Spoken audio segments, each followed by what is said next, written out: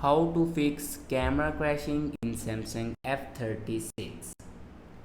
So let's start the video. First of all, open settings. In settings, scroll down and here you can see the option apps. Now click on apps and then scroll down and here you can see the option camera. Now click on camera and then here you can force stop your camera. Now click on force stop and then click on OK. After force stop your camera, then click on storage. Now here you can clear the cache memory of your camera.